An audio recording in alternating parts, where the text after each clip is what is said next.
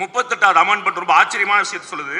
The satisfaction of the president shall be final and conclusive and shall not be questioned in any court on any ground.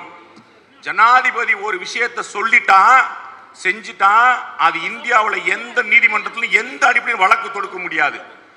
இன்னைக்கு பாரத பிரதமர் நரேந்திர மோடி இப்படி ஒரு amendment கொண்டு வந்தா என்ன சொல்லியிருப்பாங்க? இந்த சின்ன புத்தகத்தை கையில் ஒருத்தர் தூக்கிட்டே இருக்கிறாரு, அவர் என்னெல்லாம் சொல்லியிருப்பார்? இப்படி ஒரு முயற்சி, கோர்ட்டுக்கே போக முடியாது அப்படிங்கிற ஒரு சீர்திருத்தத்தை கொண்டு வந்திருக்காங்க. பாத்துங்க எப்படிப்பட்ட விஷயம் பாருங்க.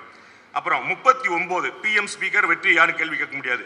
40 இன்னைக்கு ஊடக சுதந்திரங்கள் பற்றி அவ்வளவு பேச்சு வருது, கருத்து சுதந்திரம் பத்தி பேச்சு வருது. இதை நம்முடைய ஃபண்டமெண்டல் ரைட்ல அடிப்படை சுதந்திரத்தில் வச்சிருக்காங்க.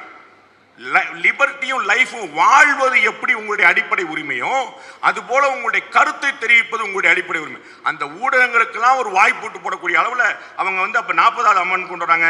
Prevention of publication of objectionable matter act 1976. நீங்க எந்த முழுக்க சென்சார்ஷிப், மீடியா சென்சார்ஷிப், ஒரு விளம்பரம் போட முடியாது.